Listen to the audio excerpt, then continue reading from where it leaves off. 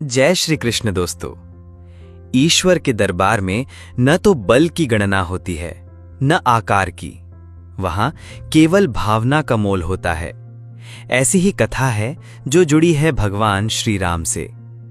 श्री राम जी माता सीता को रावण के बंधन से मुक्त कराने हेतु समुद्र पार करने की तैयारी कर रहे थे। तब उन्होंने वानरों और भालुओं की सेना को एकत्रित किया। विशाल और गर्जन करता समुद्र उनके मार्ग में बाधा बनकर खड़ा था, परंतु प्रभु की इच्छा लहरों से कहीं अधिक प्रबल थी। श्री राम जी ने आदेश दिया, एक पुल बनाओ, वे हमें लंका तक ले चलेगा।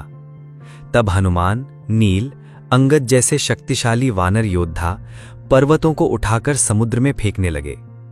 प्रभु श्री राम के नाम से वे विशाल पत्थर जल पर कमल पत्रों की भांति तैरने लगे। कहते हैं इस महायज्ञ में एक छोटी सी मकड़ी दूर से ये दृश्य देख रही थी। उसका हृदय प्रभु सेवा की तीव्र अभिलाषा से भर उठा। उसने सोचा, मैं प्रभु के लिए क्या कर सकती हूं। जहां बड़े बड़े पर्वत गिर रहे थे, वहां वे मकड़ी अपने छोटे छोटे पैरों से रेत के कण इकट्ठा कर पुल के पास रखने लगी। एक बार में एक कण। उसके पैर छोटे थे, गति धीमी थी, लेकिन उसकी भावना असीम थी। एक बलशाली वानर ने उसे देखा और हंसते हुए बोला, अरे नन्हे प्राणी, तू क्या कर रही है? क्या तुझे लगता है कि तेरा रेत का कण श्री राम के पुल में सहायक होगा? उसने मकड़ी को एक और झटक दिया, जिससे वे आहत हो गई। किंतु श्री राम ने यह सब देखा।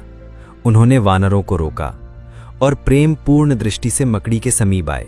प्रभु बोले, मेरे प्रिय मित्र, तुम्हारा ये प्रयास मेरे लिए उतना ही मूल्यवान है जितना हनुमान द्वारा उठाया गया पर्वत। तुमने अपनी संपूर्ण शक्ति से सेवा की और यही मेरे लिए पर्याप्त है।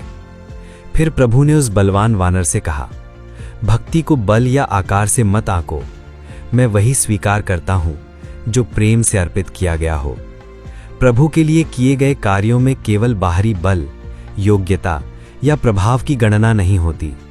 वहां केवल भाव, निष्ठा और प्रेम का मूल्य है। मिलते हैं एक नई कथा के साथ। तब तक के लिए जय श्री कृष्ण दोस्तों।